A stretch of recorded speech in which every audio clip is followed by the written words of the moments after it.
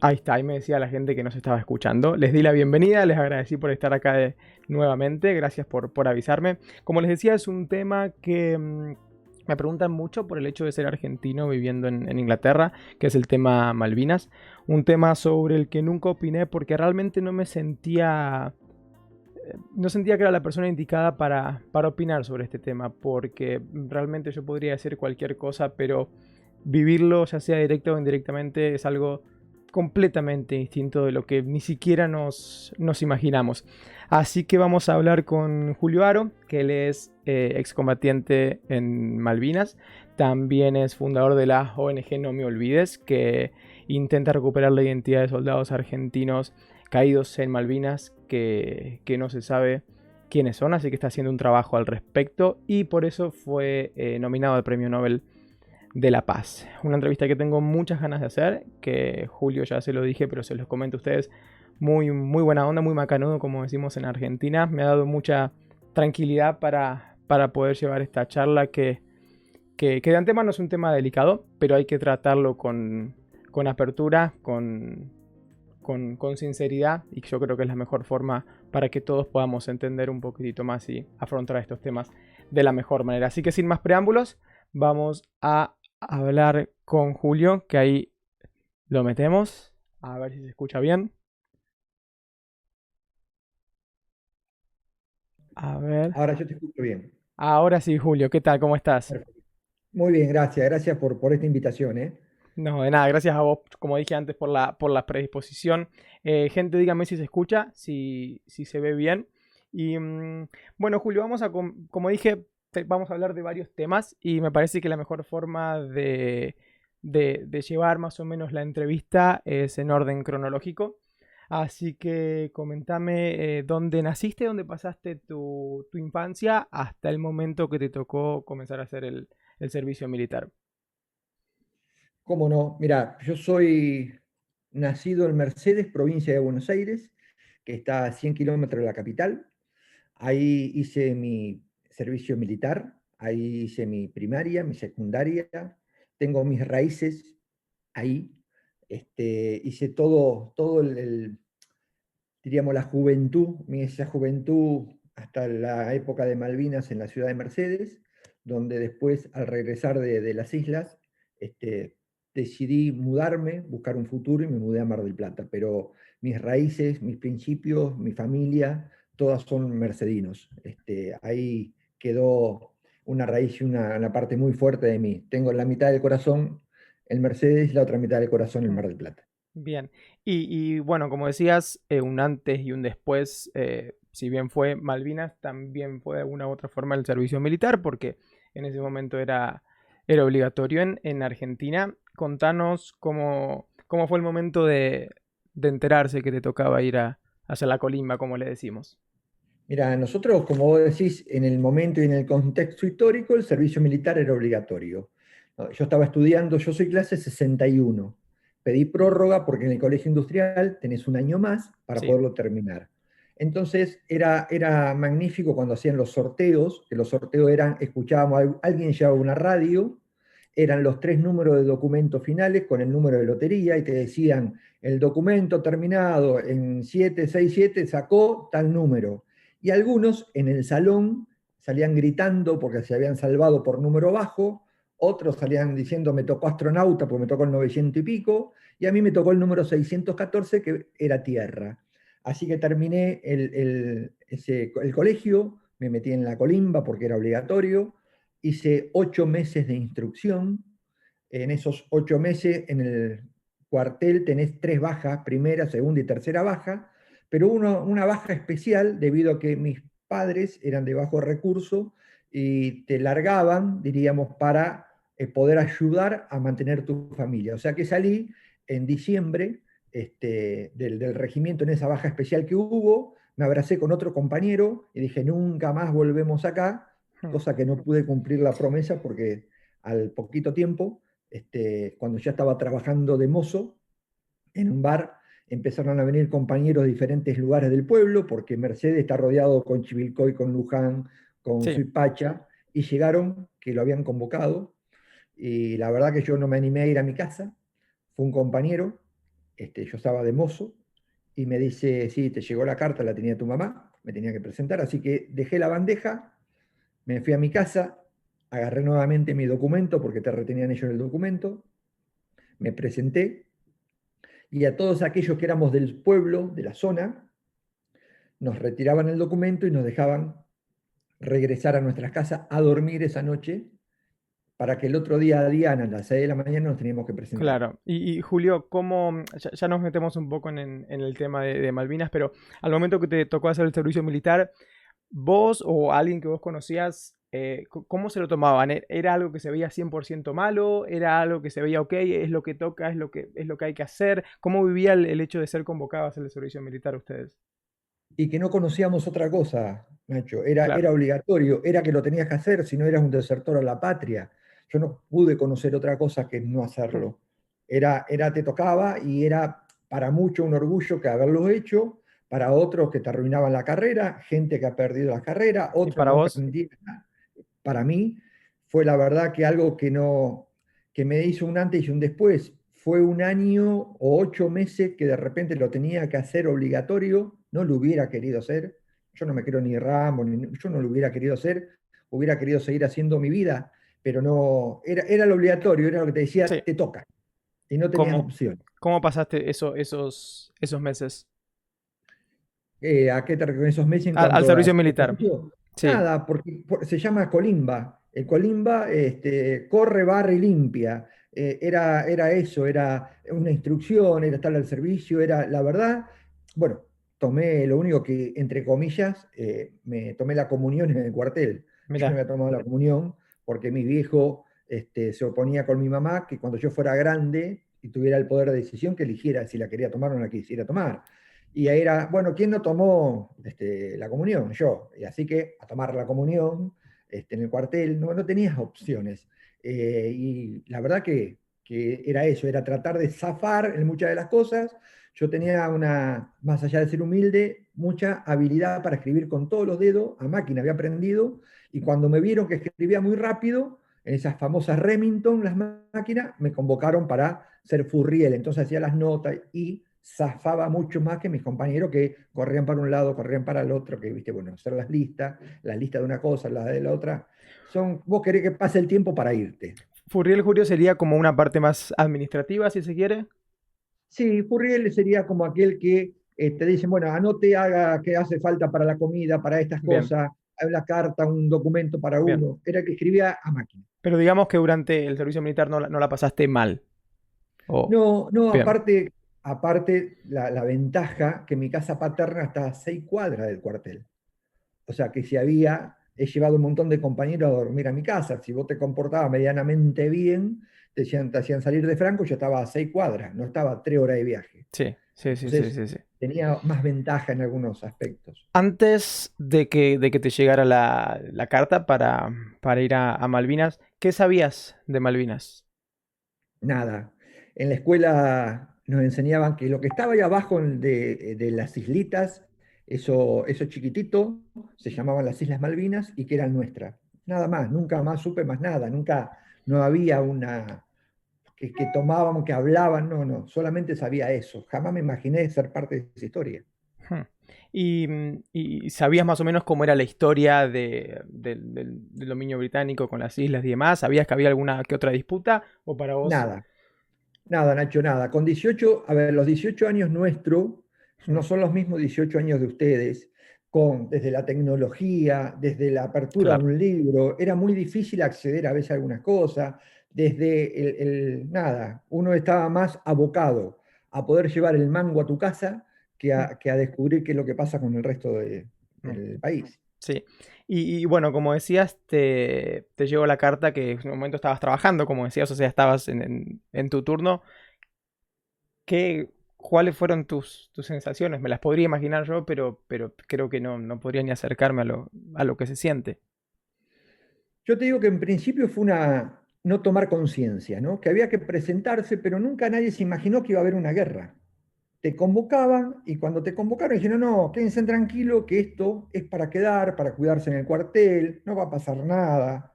los Claro, ingleses no van a ¿en qué venir. fecha te llegó? Claro, antes de que llegaran los ingleses te llegó la Antes, carta. eso fue después del 2 de abril. El Bien. 3 y el 4 de abril yo ya estaba dentro del cuartel.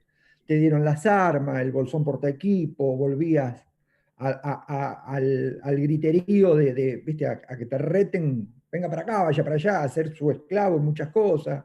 ¿Viste? Otra vez que ya había salido. Pero esa ventaja que decir, no van a ir a ningún lado, ustedes quédense tranquilos, acá no se mueven, hasta que el día 12 de abril empiezan a venir muchos camiones y cada uno de nosotros nos embarca en diferentes camiones, en esos Unimog, y nos embarcan. Y digo, ¿a dónde vamos? Ah, Y vos nos no íbamos sabías que para ibas a Buenos las Aires. islas. No, íbamos de ahí nos íbamos para Buenos Aires. Y en Buenos Aires, perdón, en Buenos Aires, Tranquilo. si no lo puedo parar. Si tenés que atender, atender, no Eh, pasa nada. no. No lo puedo parar y no lo puedo cortar de acá, que si le pongo modo avión tengo miedo que se corte la comunicación. Eh, Teóricamente no, nosotros íbamos a Buenos Aires, no íbamos a otro lado. Así que bueno, llegamos a Buenos Aires, quedamos en Campo de Mayo, nos quedamos ahí, nos bajamos del coso, nos dan un mate cocido, quédense tranquilos muchachos, acá no pasa nada, acá no nos movemos. Pero a los 5 minutos, al Regimiento 6, porque había un montón de soldados de otros lugares, nos llevan a un lugar donde nos toman y nos ponen en esos famosos Hércules, que vos, en mi vida, yo lo máximo que habían dado fue una bicicleta Aurorita prestada, porque ni siquiera teníamos bicicleta. Imagínate andar en un camión, andar en un Unimog, andar después me metían en un avión de esos gigantes que no tenía asiento, donde tenías el bolsón porta equipo, lo ponías, te sentabas al lado de tu compañero para que no, bueno, despegamos, yo jamás me imaginé ¿a dónde vamos? Y bueno, llegamos al sur, y cuando llegamos al sur nos dijeron, bueno, quédense tranquilos, acá el regimiento no se mueve, mientras bajaba del avión, algunos descompuestos, te daban un mate cocido y un pan, entonces lo ibas tomando, ibas caminando, haciendo la fila para el otro lado, y al rato que no alcanzaste ni a terminarlo, nos volvieran a convocar, y decir, el regimiento por acá, nos suben a otro avión, y cuando paramos, paramos en Malvinas. Yo cuando me dijeron que estamos en Malvinas no podía creer. Si algo que me habían dicho que estaba ahí abajo en el mapa, yo era protagonista y estaba ahí, en ese lugar, donde Sí, o sigue. sea, en ese momento no se sabía, obviamente, como decías vos, si iba a haber o no una guerra como la que finalmente hubo.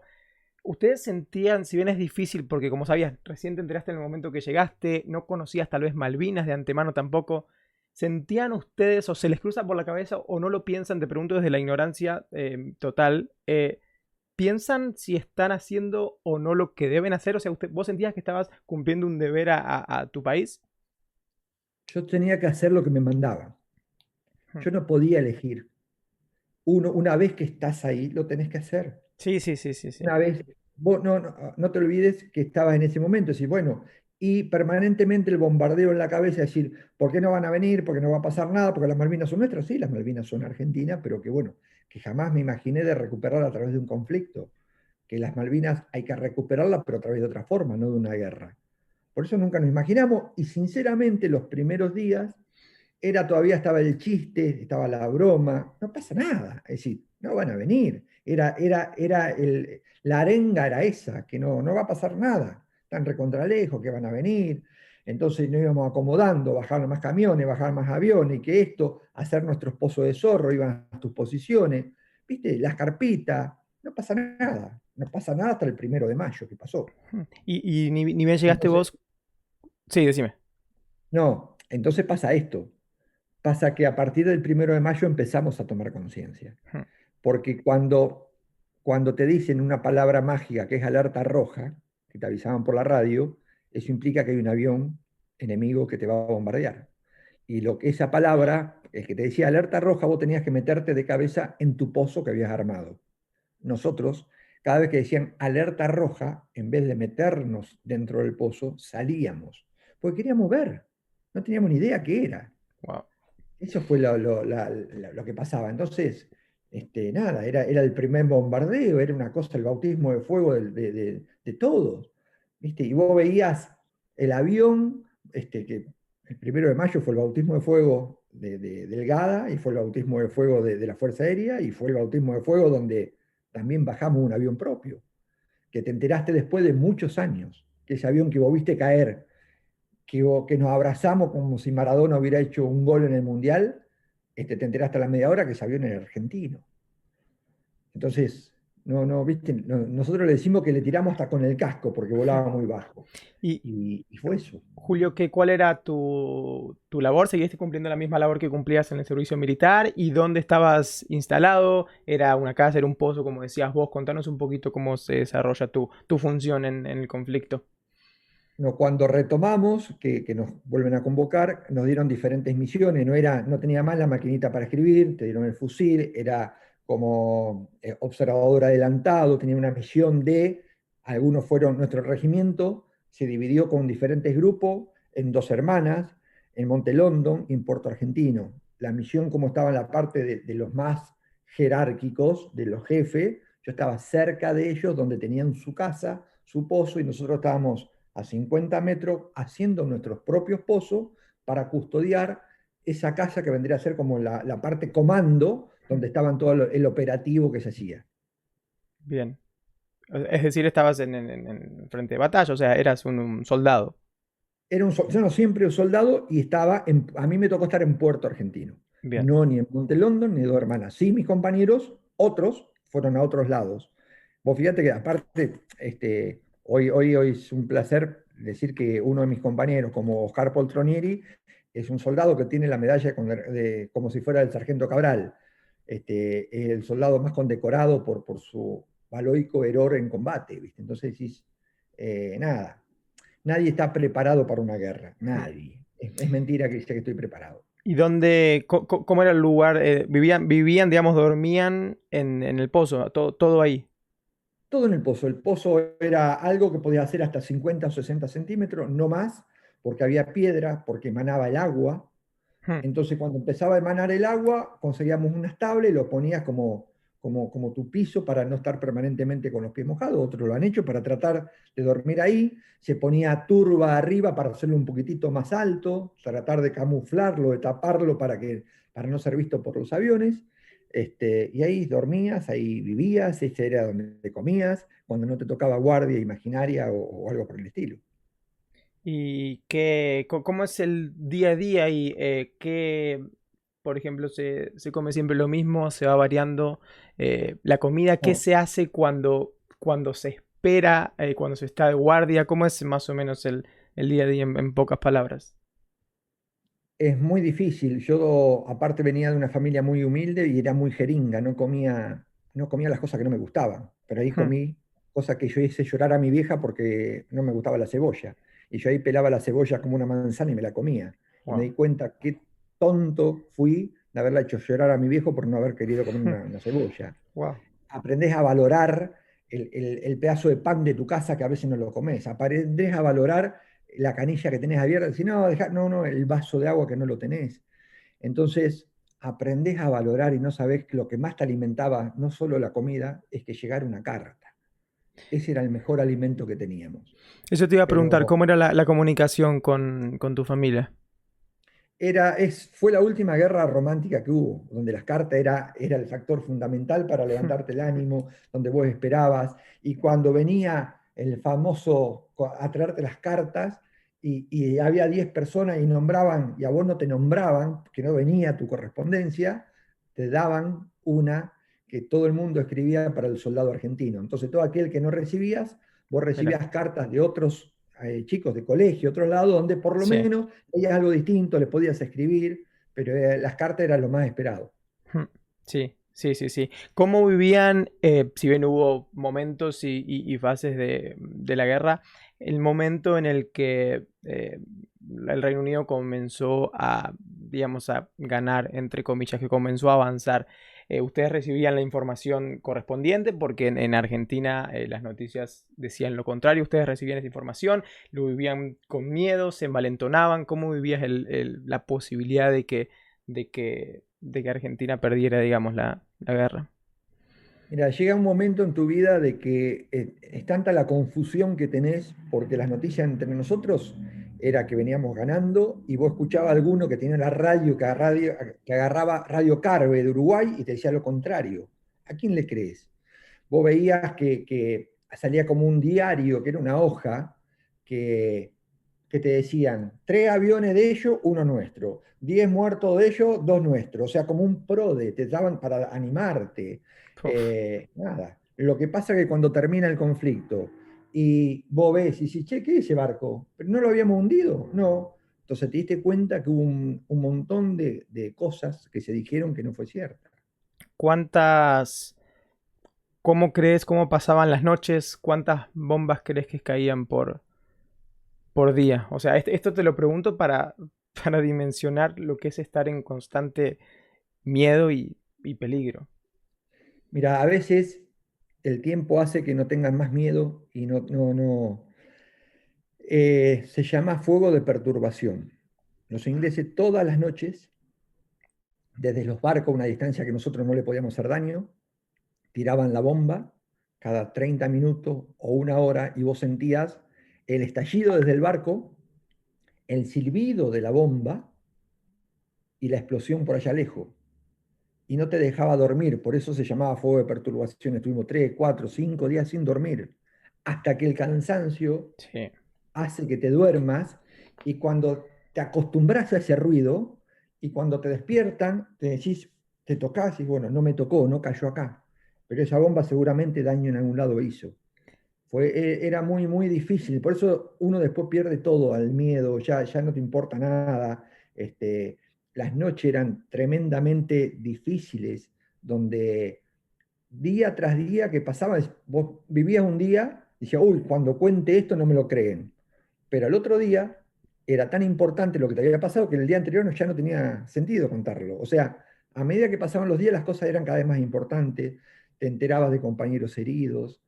Este, nada, ahí hay la experiencia más traumática, desde lo personal, es el último día.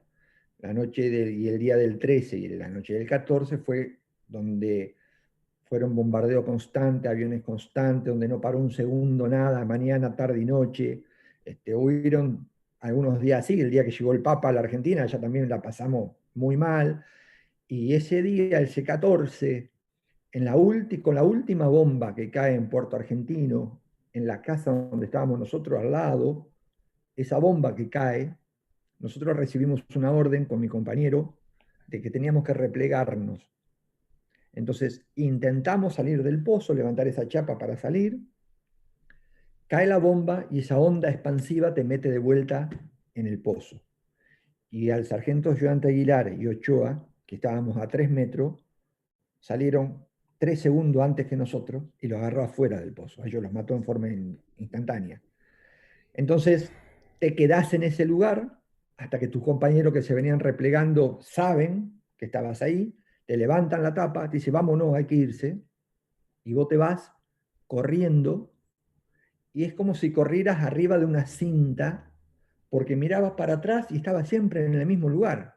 Corrías para atrás, miraba humo y estabas en el mismo lugar, no avanzabas. Es esa sensación horrible de correr siempre arriba de una cinta y no avanzar.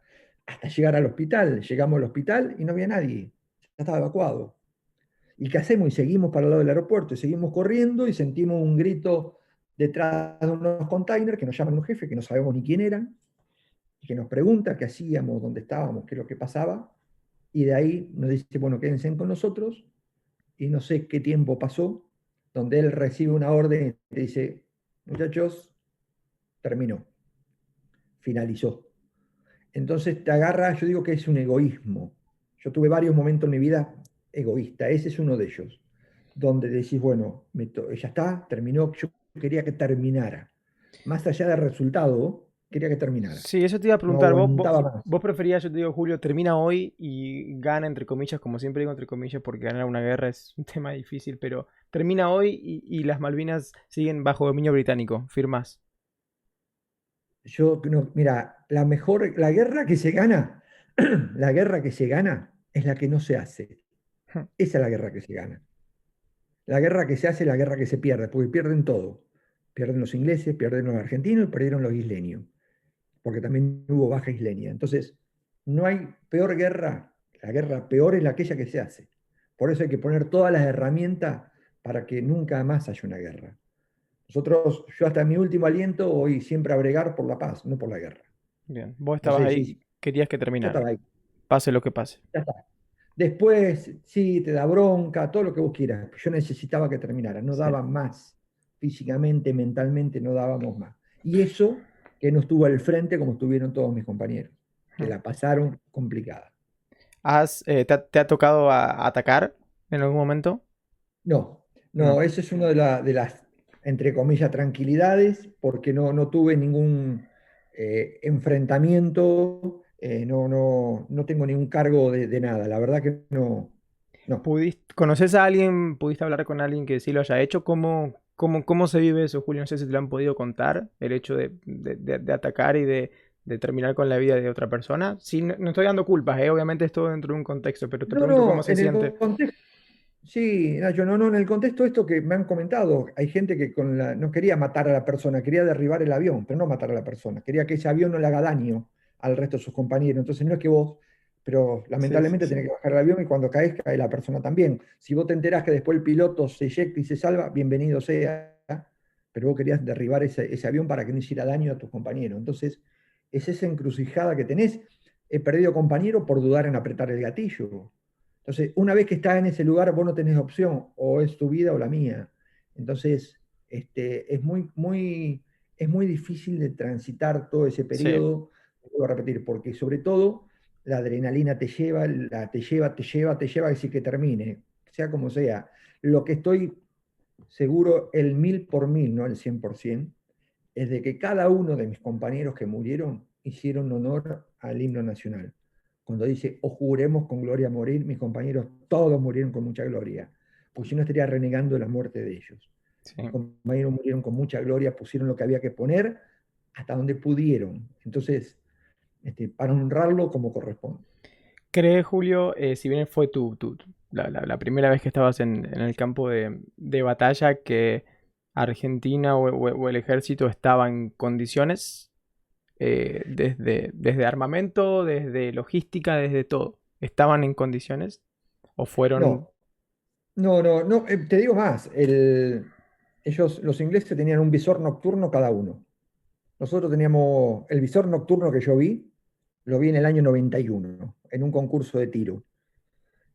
Nosotros caminábamos así todo grande, todo grandote, porque teníamos ropa del frío, ellos caminaban así holgados porque tenían todas cosas térmicas. Por eso digo que el honor y el valor del soldado argentino Por en eso. esas condiciones estamos reconocidos a nivel mundial por los ingleses, no por los argentinos a veces. Si en algún lugar del mundo yo me quería sentir Superman, Batman, la Mujer Maravilla, Robin, todo junto, me lo hicieron sentir los ingleses. Porque ellos mismos, cuando estuvimos en el 2008, levantaban la copa y brindaban por el honor del soldado argentino, que sabiendo en las condiciones que estaban, en más de una oportunidad los pusimos de rodillas. Sí, Entonces brindaban por el valor del soldado argentino, venían personas que les faltaban medio cuerpo y te decían, sin rencores, flaco, está todo bien.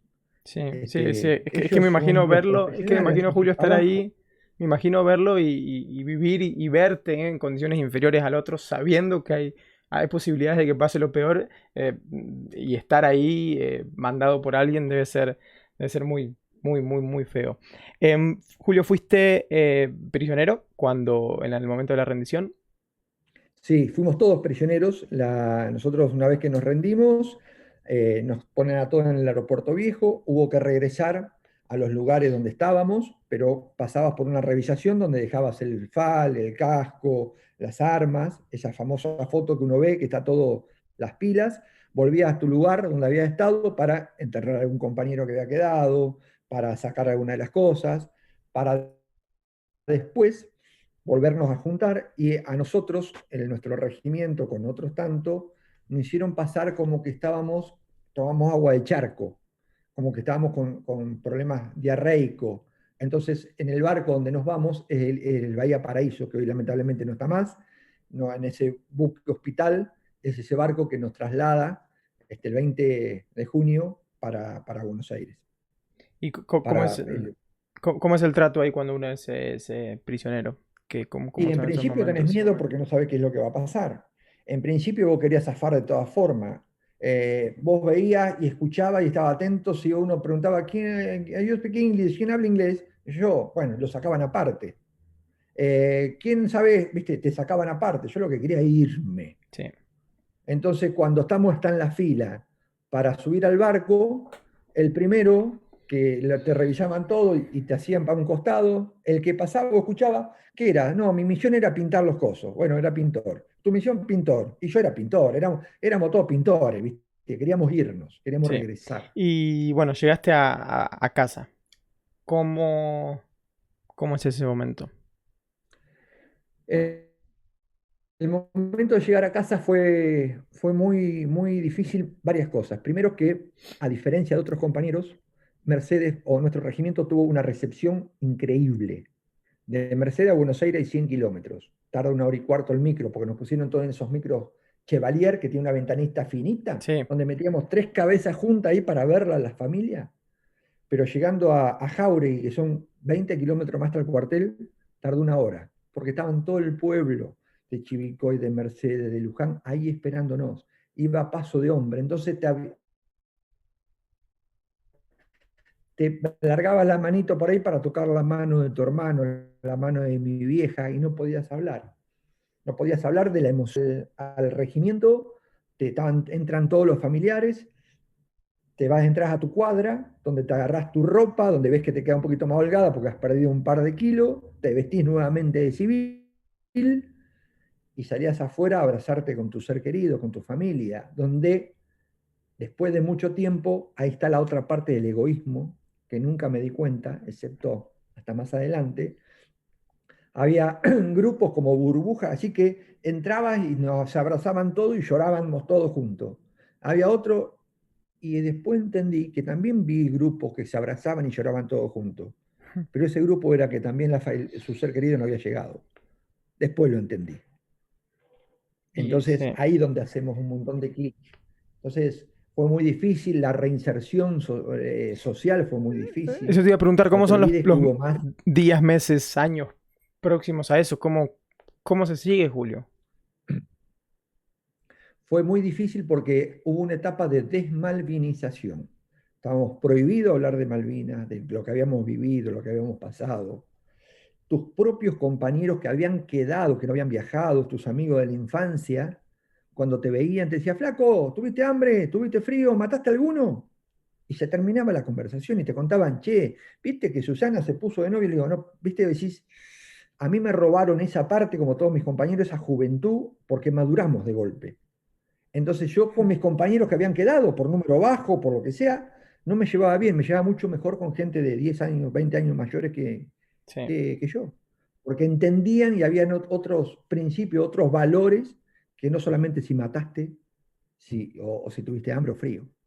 En una entrevista, creo, corregime si escuché mal, decías que obviamente te causaba, no sé si repulsión, pero algo, todo lo que fuese en inglés, música, todo eso. ¿Cómo fue ese momento? ¿Qué pensabas de Inglaterra, digamos, o del Reino Unido en ese momento? Totalmente renegado estaba, odiaba todo lo que fuera inglés. De hecho, nada, me acuerdo, hasta un escándalo hice a una de mis hijas porque el novio había llevado en su momento una remera en inglés. Eh, Totalmente mal, mal. Estuve mucho tiempo con problemas de no entender, pero a veces, sin que nadie me ayudara, el corazón y la razón puede mucho más que un papel cuando te digo que necesitaba viajar a Malvinas para recuperar a ese Julio que fue, no el Julio que volvió. Yo quería ser el Julio que había ido, no el Julio que había vuelto. Hmm. Y ese viaje con ese pasaporte que no me importó, porque última digo, vengo y lo prendo fuego una vez que haga el viaje, me ayudó a sanar, me ayudó a curar, me ayudó a entender, me ayudó a comprender, me ayudó a entender que la guerra la hacen los gobiernos y la pelea el pueblo, me ayudó a ver tantas cosas que me sanó el alma. Hoy mi hija, una de mis hijas es traductora, está viviendo en Londres, orgulloso, es mi traductora con Roger Waters, con la película, me siento feliz de que no le hemos creado o inculcado ese odio. ¿Me entendés? Por eso digo que nuestra historia, en el metro de vida que tenemos, nos quedan muy poquitos centímetros para seguir viviendo. Pero seguramente cuando vos recorres la historia vas a encontrar esto que decías, odio, bronca, tenía problemas con los ingleses. Por eso queremos que vos sos tan importante para que la juventud entienda y escriba su propia historia, sin odio, sin bronca, sin resentimiento, con amor, entendiendo que somos distintos, pero démonos la oportunidad de conocernos. Yo vivo frente al mar. Si hay alguien que se está ahogando, lo vas a buscar. No le preguntás si es inglés, francés, alemán, no le preguntás de qué partido político, no le preguntás de qué cuadro de fútbol es, vas y rescatás al ser humano. Es lo más importante. Eso, el valor humano. Eso es lo que te enseña. Diríamos, de todo lo malo sacar algo bueno es valorar la vida. Valorar la vida sobre todo. Mirá, hoy estamos en una condición económica medianamente bien, pero yo te doy todo lo que vos quieras y vos me devolvés la vida que tuve antes. Yo te doy todo lo que quieras y vos me devolvés a mi compañero que tuve antes. O sea, son esas cosas que nos pasan a veces donde nosotros queremos que la juventud entienda de que no hay guerras ni buenas, ni santas, ni justas, que las guerras son hechos lamentables, que la juventud entiendan que son el futuro, pero para que tengan un futuro hay que darle bola ahora que están presentes, hay que darle todas las herramientas que te pueda dar para que entiendas que si pensás distinto no sos malo, pensás distinto, que seguramente Nacho con vos en algunas cosas no vamos a coincidir, pero sí, démonos la oportunidad de conocernos, hablemos las cosas que coincidamos. Entonces, es eso, para que tu historia, que tenés todas las páginas en blanco, la puedas escribir sin odio, sin rencor y sin bronca, entendiendo que una bala te mata, una bomba te mata, te puede herir, pero lo que te mata y destruye es el olvido, que no hay que olvidarse de lo que pasó, que usted tiene que saber de lo que pasó, pero no vivir con el pasado aquí presente. ¿A qué me refiero? Lo más importante si tenés un vehículo a veces no es el motor, puedes tener un Fórmula 1 o puedes tener un, no sé, un 12B. Lo más importante del auto es el parabrisas, porque el motor puede ir más rápido o más lento. Ese parabrisas que te hace ver para adelante también tiene un espejito chiquitito que se llama retrovisor. Que si vos mirás el retrovisor, vas a saber lo que pasó atrás. Pero si vivís con la mirada puesta en el retrovisor, te chocas el futuro, te choca adelante, por más motor que tenga. Entonces, cada tanto hay que pegarle una relojeada para saber lo que pasó, pero vamos para adelante. Oh, Julio, qué linda analogía que haces, la verdad. Y en serio, alguien que lo diga, que lo diga alguien como vos, que vivió lo más crudo que puede vivir el ser humano, creo, es mucho más valioso que lo diga cualquier otra persona. Te lo agradezco. Y justamente hablabas de ese viaje en el que volviste a Malvinas, en el que empezó de alguna forma lo que hoy estás haciendo. La ONG No Me Olvides. Contanos por qué decidiste volver, si en algún momento dudaste de volver o no, y qué te hizo clic ahí dentro tuyo para comenzar a hacer lo que luego comenzaste, que ya vamos a contar más en detalle. Mira, en principio, cuando te digo que en el 2008 quise volver porque no quería ser ese Julio que era, quería ser el Julio de antes, en el 2008 viajo a las islas. Cuando viajo a las islas a recorrer el campo de batalla donde estuve, a buscar a mis compañeros que en terreno los encontré. Fue desesperante. Uno como profe te puedo decir los huesos que tenés o la sangre que producís. Lo que no sé es la cantidad de lágrimas, porque yo no paré de llorar esa semana entera que tuve. Y a medida que lloraba, era que me sentía cada vez más livianito y más erguido. Me empezó a aliviar la mochila, me sanó, me curó, me alivió, comprendí, entendí. Llegar al cementerio de Darwin, esa puerta mágica, y encontrarme con 122 placas que dijeron soldado argentino solo conocido por Dios. Buscaba a mis compañeros de Chávez, Bordón, Palvidero, Oriberger, compañeros del regimiento, y no los encontré. 122 de ellos, sin nombre. Entonces ahí nos dijimos, algo hay que hacer, hay que devolver, a ver qué se puede hacer para devolverle la identidad, cómo se puede hacer. Regresé mucho más sano, mucho más, dijo siempre que me dejé crecer las alas para empezar a volar, y en esta de empezar a volar, quería ver de qué manera podía regresar a las islas a través del deporte, cómo, porque me curó. Quería que mis compañeros vayan a las islas porque te ayuda a curar. Armamos un proyecto que se llamó Identidad Compartida. Colocaron a mamá de un soldado argentino, una mamá de un soldado inglés, ambos con sus hijos muertos, preguntar quién ganó la guerra. No, las dos perdieron la guerra porque perdieron a su hijo. Ese es el proyecto que nos lleva a Londres.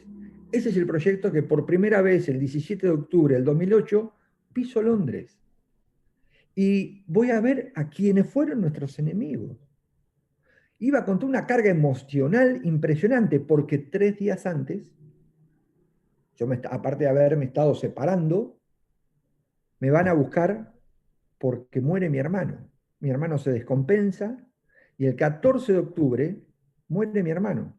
Me voy a Mercedes, yo viviendo ya en Mar del Plata, muere mi hermano, vuelvo el 15 acá, /16, y dejé a mi mamá con toda la carga emotiva de lo que es ver morir un hijo. Y No. lo vio agonizar, lo vio morir, sabe en qué lugar estaba enterrado y nunca tuvo consuelo, nunca. Entonces, ahí cuando vos te pones en el lugar del otro, en el lugar de esa mamá, por eso este proyecto de identidad compartida. Entonces, mi vieja me dice, yo nunca te hubiera dejado de buscar ni un solo segundo. Entonces, este es el proyecto que me voy con la carga de la muerte de mi hermano, dejando a mi vieja de ese lado, a encontrarme con el enemigo que me iba a ayudar. Fue tremendo bajar en Londres, estar en Londres sin hablar una palabra en inglés, que nos estuviera esperando el que nos había invitado, que nos llevaran al hotel, que tuviéramos charlas con un montón de gente y cada vez que charlábamos te sentías mejor, más alivianado, más feliz. Entonces, en estas charlas que teníamos, en una fiesta, porque si no vivís con una copa y brindando, como te digo que me sentí Superman, ellos me hicieron sentir ahí en una de las fiestas, hay una chica muy bonita, rubia, muy bonita, que primero paran, hablaba perfecto el español, y ponen una pantalla gigante, un video donde había una nena que el papá la estaba macando, donde había una nena que la llevaba con su bicicleta, donde había una nena que iba con su mochilita para el jardín, donde hubo un señor que se subió a un avión, donde hubo un videíto de ese avión que va para las islas, un misil que le pega y el avión que estalla. Esa nena es esa chica que estaba ahí. Esa chica, la hija de ese aviador, fue a conocernos, sin odio, sin rencores, y escribiendo una canción que en algún lugar de la colina se va a encontrar con su papá. Fue Wow. algo maravilloso, ¿no? Que esa hija de ese piloto venga a conocerte y a decir, no pasa nada, era el laburo de mi viejo. Es Wow. fuertísimo. Eso es lo que nos llena el alma. Esas cosas son las que en Londres, te vuelvo a repetir, que brindamos por el honor, brindamos por tantas cosas, me hicieron sentir tan, pero tan bien, que digo, no, no puede ser. Uno de los traductores que nos ponen era Jeffrey Cardoso. Jeffrey Cardoso, ¿quién era? Nada, una persona, un traductor que ni sabíamos porque él estaba siempre ahí a una distancia nuestra. Pero como terminábamos las charlas diciendo que me molestaba esa famosa placa negra de granito, cuando le digo enseguida se pone hecha para atrás, se pone con la mano en la cara, le cambió la expresión del rostro y se quedó ahí. Y a partir de ahí ya no nos cambiaron más el traductor, fue siempre el mismo, fue siempre él. Era él, era él, era él, era él. Y el último día, antes de venirnos, un sábado, estaba jugando Carlitos Tevez en Londres. Como ellos trabajan de lunes a viernes, dijimos, sábado vamos a ver la Tevez. Entonces nos dicen, no hay ningún Tevez. Hay otra reunión en Veteran Ice. Y otra vez ya estuvimos. ¿Para qué? No, bueno, estábamos invitados, teníamos que hacerle caso. Así que chau Tevez y fuimos ahí. Y en Veteran Ice es donde nos cuentan, 3 personas, no estaban todos como estaban al principio, de que ellos no hablan con los gobiernos por el conflicto que había, porque es una cuestión diplomática, no nuestra, pero que sí que hablan con las personas, donde nos sugieren hacer una fundación, no una ONG. La fundación, porque somos 3 dueños, diríamos, y no, mañana cambiamos entre nosotros, el presidente, no es que mañana viene otra lista y cambian todos los... Tenía que ser algo que perdurara en el tiempo. Por eso se armó la fundación. Y la fundación, ellos nos cuentan la historia de la popis. La popis, que usan el 11 de noviembre todo, es que en la Segunda Guerra Mundial, en un campo de batalla, más de 100.000 muertos, lo único que crece y florece fue la amapola. Entonces, desde la reina hasta el señor que limpia, usan la popis como homenaje a todos los veteranos de la guerra del mundo. Y a nosotros se nos ocurrió la No Me Olvides. La No Me Olvides, esa flor que de chiquito le regalábamos a nuestros papás, a nuestra mamá para el Día de la Madre, que se era el abrojito que se te pegaba y tiene los colores de nuestra escarapela. Y aparte el nombre, No Me Olvides. Es lo primero que dije cuando entré en el 2008 al cementerio de Malvinas. Flaco, acá estoy, no me olvido de ustedes. Eso fue mortal. Y en ese día, en esa charla donde creamos diplomáticamente la fundación o la idea de la fundación, nos vamos a tomar unas cervezas y en esas cervezas que tomamos, Jeffrey Cardoso, después de unas cuantas, nos dijo quién era, qué es lo que había hecho, nosotros nos queríamos morir, y que tenía algo para nosotros que era muy importante, que quería, él pensaba que con eso algo nos iba a ayudar y que íbamos a hacer lo que nosotros quisiéramos. Que ese papel que nos daba, que era una carpeta muy grande, en un sobre muy grande, no era secreto, sino que lo tenía la Cruz Roja, el gobierno inglés, el gobierno argentino y nosotros. Cuando subimos al taxi, empezamos a mirar eso y eran coordenadas, fotos muy duras de nuestros compañeros caídos. Nada, sabíamos que teníamos algo en la mano, pero que no lo podíamos descifrar, que era muy potente. Cuando llegamos a nuestro país y lo pudimos hacer, transcribir, traducir, te dio mucha bronca, mucha impotencia, mucho dolor. Uno dice, si hubiera tenido 50 litros de nafta, prendo fuego todo el cuartel, porque en ese informe, ya finalizado la guerra, también dice que el día 19 de febrero del 83, Jeffrey hace una ceremonia maravillosa del entierro de nuestros compañeros, con misa, con bala de salva, con una misa increíble, una ceremonia increíble, y que me había mandado una nota al gobierno argentino diciendo que antes de esa fecha, el 19 de febrero del 83, fuera un grupo de personas argentinas a reconocer a sus muertos. Si hubiera habido uno que hubiera ido y le hubiera tomado las huellas dactilares, o decir, este es Julio, este es Pedro, este es Juan, o algo, nunca hubiera existido esa placa del soldado argentino solo conocido por ¿Y Dios. qué crees que Nunca. falló ahí? Cuál fue la parte que no hizo su trabajo? Y la parte que no hizo el trabajo es que todavía estábamos en la parte de la dictadura, en Sí, pleno lío entre dictadura y democracia, con un revuelo interno, con nosotros prohibido, con no podíamos hablar, con un montón de cosas. claro. Y hay muchas cosas que fueron pasando políticamente que uno estaba aislado de todo eso. Pero cuando te das cuenta, cuando tenés el papel en la mano, decís, te da mucha bronca. Sí. Y cómo, bueno, surge la fundación, como decías, que se basa a grandes rasgos en recuperar la identidad de los soldados argentinos caídos. ¿Cómo es el proceso para recuperar la identidad de alguien que ha perdido la vida en conflicto? Y contarnos también cuántas identidades se han recuperado y cuántas quedan, que realmente los números los sé, pero son muy buenos, pero como vos decís siempre, todavía queda hasta que no haya más. Contanos un poquito más de eso, cómo es el proceso y qué números tienen. Primero fue un proceso muy difícil, un proceso artesanal, algo de que nos llamaban que éramos dos David en un mundo de Goliat, porque todo el mundo estaba en contra de este proceso, ¿Sí? porque no había direcciones de los papás, ni siquiera sabían dónde vivían algunos de los papás. Hmm. Entonces con mi ángel guardián, que le digo que se llama Gabriela Cosifi, que me acompañó un montón de lados, y José María, nos íbamos a diferentes pueblos, plazas, a preguntar y a buscar, y te decían, no, a 2 cuadras, no, yo sé de un papá de un caído, íbamos a buscarlos.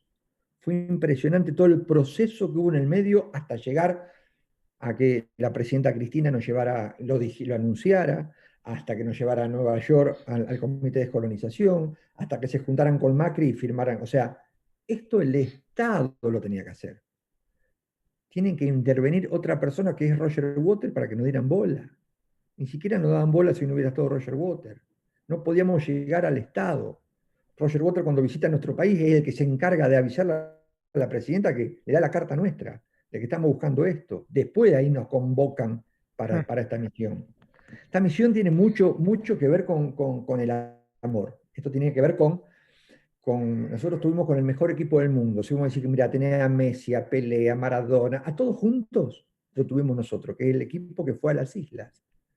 Primeramente hubo que hacer todo este reencuentro de buscar a las familias que quisieran, pedirle que dieran su gotita de sangre, donde había un grupo que se le contaba cómo se iba a hacer el proceso, que se firma un consentimiento informado, donde la primera persona que tiene que saber es el familiar, no uno. Eh, hay un grupo muy grande, la Cruz Roja Internacional, un grupo para ver cómo se trata y se trabaja ese familiar.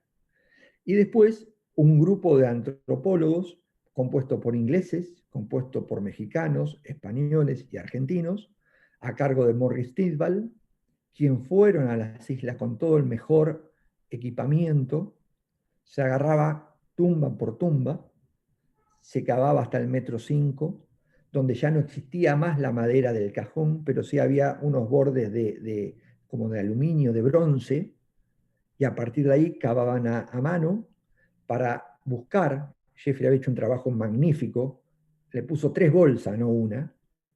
Entonces sacaban al cuerpo, al soldado, lo llevaban para analizar, abrían los bolsillos y se le saca una parte dentaria, un diente, y un pedacito de hueso, chiquitito. Se pone en un tubito de ensayo, que lo rotulan, y viene a nuestro país, donde se lleva también a Londres y donde también se lleva a Córdoba, para que haya otras muestras, y se analiza con ese pinchacito de dedo de sangre que dieron los papás. Entonces, ahí la Cruz Roja te permite decir quién es cuando se sepa, porque te exigen el 98% de certeza. Sí. Mientras estén los papás vivos, es casi el 100%, un papá y un hermano el 99%, un primo no alcanza o muy poquito, tenés que buscar para que ese porcentaje se eleve, por más que la persona o el soldado caído tenga la chaquetilla con el nombre, o que le encuentres el documento. Porque tampoco está bien que no te lo acepten, porque decís, Sí. mira, me explicaban, Julio, te pegaron, a vos caíste, tu compañero sacó tus pertenencias para llevársela a tu mamá Sí, y sí, sí. cayó tu compañero. Entonces decís, ¿quién es? Julio, Entonces, ese error podía estar. Por eso, lo único que se autoriza a decir es cuando esté la muestra genética. ¿ustedes Y la, tienen certeza de que todos están en una tumba? ¿O puede ser que haya alguno que no hayan encontrado el cuerpo y no se lo haya enterrado?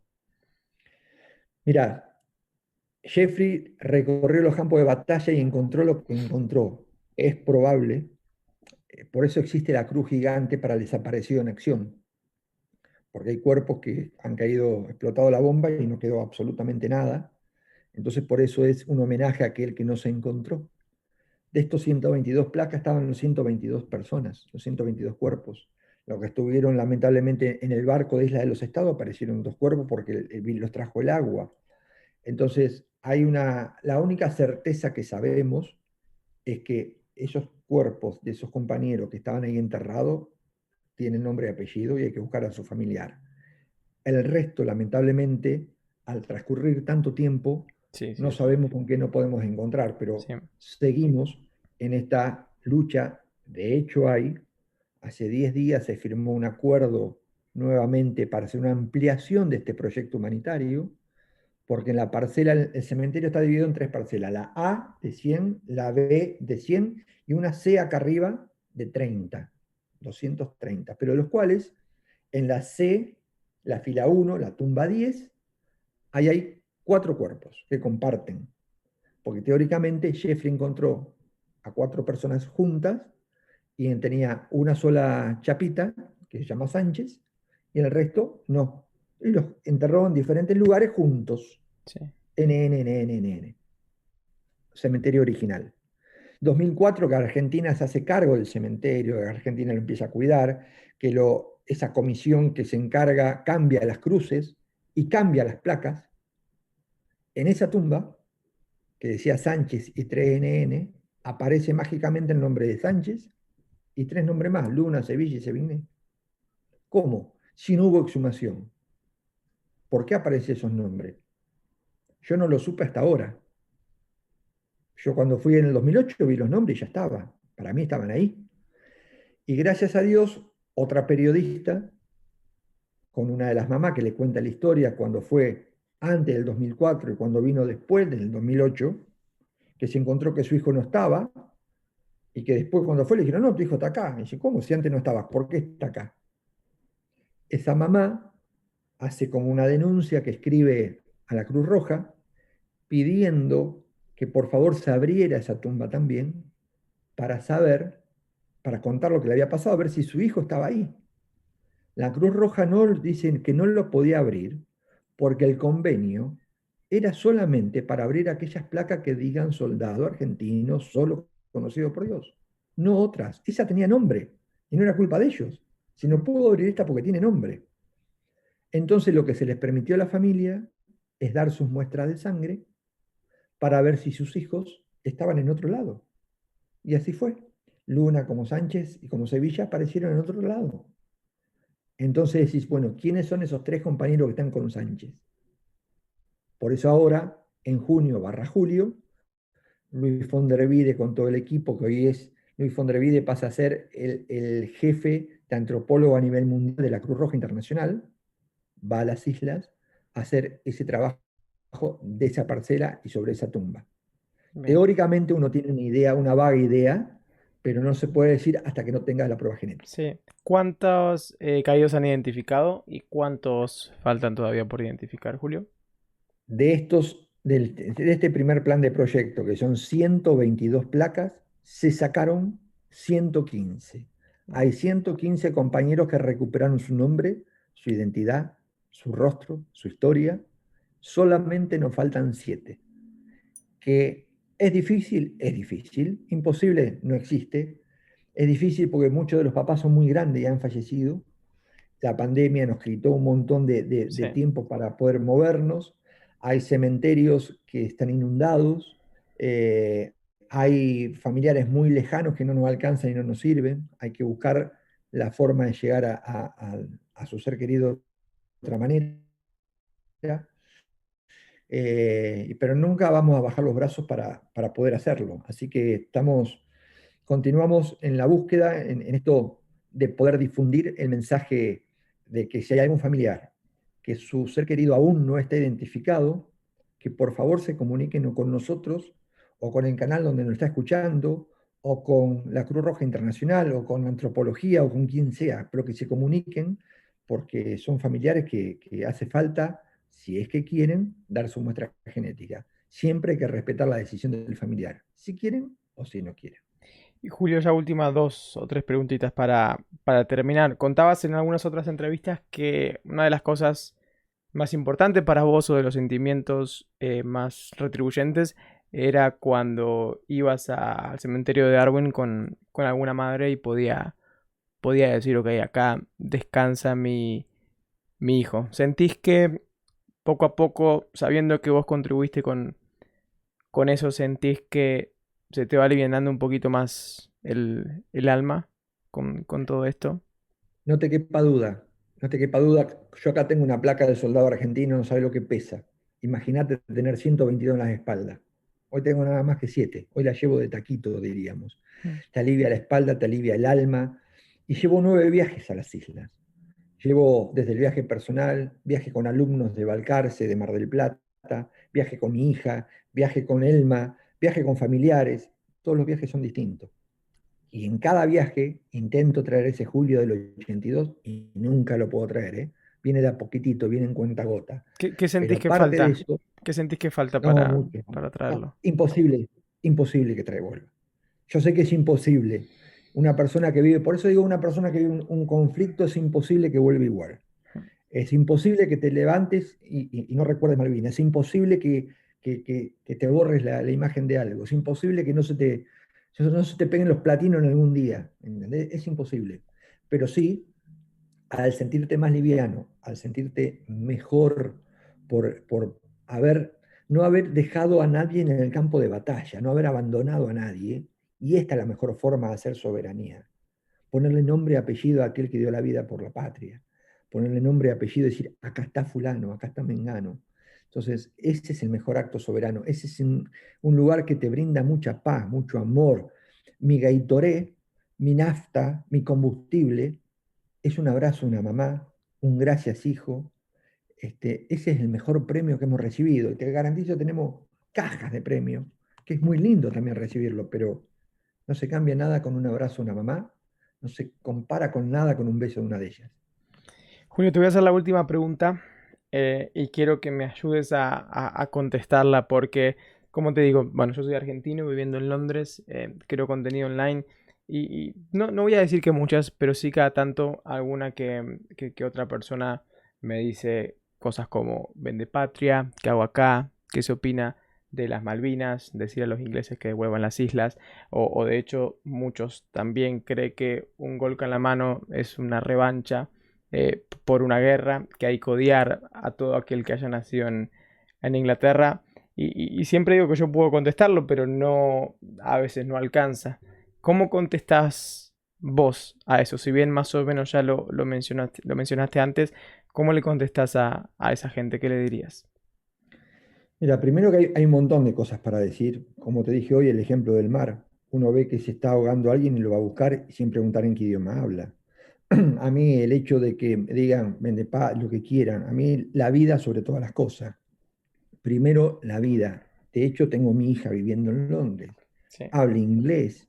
Si no le decías, a ver, hay muchos guapos, muchas personas que dicen cosas con todo, no sé si derecho, pero no le doy la identidad que buscan, porque buscan el hecho de confrontar para que le den identidad. Yo jamás contesté ningún agravio, jamás contesté, ni siquiera cuando te felicitan, no contesto. Pero imagínate si vos a esa persona que te agravia todavía le contestás, le está dando esa identidad que quieren. Y la verdad que no, que para estas cosas, primero hay que pensar, hay que decir y hay que hacer. Hay muchos guapos que detrás de una computadora te pueden decir cualquier cosa. Ahora quisiera saber esas personas qué hacen por el prójimo, qué hacen por los demás, qué hacen. Entonces, yo no tengo ningún tipo de revancha. Uno de mis mejores amigos es inglés. Tengo mi hija con mucho orgullo viviendo en Londres. Y nada, que el futuro son ustedes. Ustedes son el futuro y ustedes tienen que estar sin odio. No te dejes avasallar con pavada o con gente que todavía no estamos maduro. Somos muy jóvenes con con el tema de que hemos dejado la dictadura para agarrar la democracia. Muy jóvenes y nos falta mucha experiencia. Entonces, nos creemos que nos da derecho a todo. Y no nos da derecho a todo. A mí no me da derecho a agraviar a nadie, nada por el estilo. Respetar, que nos devuelvan las Malvinas. Las Malvinas son Argentina, lo que uno cree, convencido y ha dado la vida por eso. Pero que hay que recuperarlas sin duda. ¿Cuál es el método? No una guerra, tampoco un insulto. Es el diálogo, es charlar, es conver. Si me preguntás si lo voy a ver, no lo creo. ¿Lo verá mi hija? No lo creo. ¿Lo verán mis nietos? Y tal vez en algún momento. ¿Qué falta? Falta porque siempre estamos esto. Para construir, Nacho, hace falta ladrillo, cemento.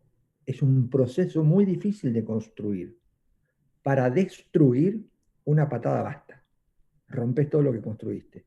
Entonces eso hay que tratar de que hacer esos cimientos fuertes, de construir fuertes que por más que pateen no van a bajar nunca esa pared, y tratar de hacer estos puentes que no importa la distancia geográfica, estamos llenos de seres humanos, hace falta más actos humanitarios. A mí no me importa qué país viviste o qué sos o qué pensás, sos una persona, el ser humano ante todo. Entonces es eso, que si te pone la vacuna inglesa, que si te pone la vacuna que sirva, que hayan aprobado. ¿Me entendés? Entonces, en ese pequeño detalle que todo el mundo o mucha gente nos transformamos en especialista de. Yo soy un especialista de la. No, flaco, no tengo ni idea de la vacuna, no tengo ni idea de esto, no tengo. Yo sí soy un especialista en mi profesión, sí soy un especialista en esto que he vivido, sí soy un especialista en lo que yo viví en Malvinas, lo que yo viví en Malvinas, no lo que vivió mi compañero. Yo te cuento mi historia, no otras historias. Entonces, nosotros como sociedad a veces contamos cosas que nos dijeron, nos hacemos que sabemos de todo y no es así, porque en este proceso, que es un hecho humanitario, imagínate que en principio teníamos el 90% en contra de que no se hiciera, y ¿sabés quiénes eran los que opinaban? Ninguna mamá, gente común. Es decir, flaco, ¿y quién sos vos Sí, para opinar que no? ¿Y quién soy yo para decir que sí? Nadie, ¿eh? La que tiene que decir que sí o que no es una mamá. Se terminó. Entonces, muchos después de los que se habían puesto en contra, vinieron a pedir disculpas, por supuesto aceptadas, y muchas mamás que le habían llenado los cartuchos con un montón de pavadas, que su hijo no estaba, que estaba todo desparramado, también vinieron a pedir disculpas. ¿Y sabe qué? Una mamá no tiene que pedir disculpas. Una mamá tiene que pedir nada más. Quiero o no quiero, y se terminó. Es la mamá que los parió. Sí, sí, sí, sí, sí. Sí, Julio, como decís, estoy totalmente de acuerdo, pero como siempre digo, que lo diga alguien como vos es mucho, mucho más valioso y hace que la gente cree conciencia, creo. Así que te quiero agradecer por tu tiempo, te quiero también felicitar y agradecer a la vez por todo el trabajo que están haciendo, el trabajo tan gratificante, tan humanitario, tan humano. ¿Eh? También porque, como siempre digo, no me ha tocado, pero la verdad que por 2 o 3 años tal vez mi papá le hubiese tocado ir y vaya a saber uno lo que hubiese pasado. Y la verdad que hay que ponerse en el zapato de otro y como vos decís, siempre construir con amor y con esperanza y con humanidad. Así que muchas gracias, Julio. Te felicito nuevamente, te agradezco por tus palabras también, que son muy importantes, sobre todo para mi público que es joven y que crezca con este mensaje para mí también es muy, muy valioso. Así que gracias, Julio. No, Nacho, al contrario, mira, a veces yo tengo dos hijas y también es muy difícil ser hija de un excombatiente. Es muy difícil. Es muy difícil lo que ellos han vivido en su momento que su papá estaba mal. Es muy difícil lo que han vivido en diferentes etapas de mi vida. Fue muy difícil ser hija de un excombatiente. Por eso, hoy que tengan esa libertad, el día que vos puedas charlar con alguno de los hijos de algún veterano y que sepan que también tienen una carga muy, muy grande sobre sus espaldas, que también han vivido, han mamado durante toda su infancia el odio del padre, el rencor del padre, la sanación del padre, es muy fuerte y sin embargo siguen apostando a la vida, siguen trabajando para el prójimo. Sí, Tenemos un grupo de jóvenes maravillosos trabajando con la fundación. Vos no sé, la llamás a Tania, a Lali, a Cielo, nada, y están permanentemente, son personas que jóvenes a disposición con el corazón para el prójimo. Así que ese es el legado que tenemos que dejar. Como te dije antes, nos queremos transformar en esa película que se llama Coco, que ojalá la miren en todos los idiomas, porque ese Coco entra en el mundo de los muertos. Y en el mundo de los muertos se da cuenta cuando las personas se mueren. Las personas se mueren cuando se olvidan de ellos. Y mientras haya gente como vos, con tus seguidores, que se acuerden de la causa Malvinas, mis compañeros nunca van a estar muertos, van a ser inmortales. genial. Genial, Julio. Gracias. Quédate conectado que en un minuto ya te saludo por privado, te despido por privado. Muchas gracias. Ahí pasaba Julio Aro, como vieron, excombatiente, también miembro y fundador de la fundación No Me Olvides. Y como lo ven, gran persona, gran ser humano, con un mensaje muy bonito y que un mensaje tan lleno de amor y esperanza, lo de una persona que vivió lo peor que puede vivir un ser humano, sin duda nos tiene que hacer a todos pensar un poquito más las cosas, reflexionarlas de la mejor manera y ser un mejor humano día a día. Muchas gracias, gente, por haber estado. Esto se resubirá, como saben, en YouTube y en formato podcast. Los veo en mis otros canales. Gracias y será hasta la próxima.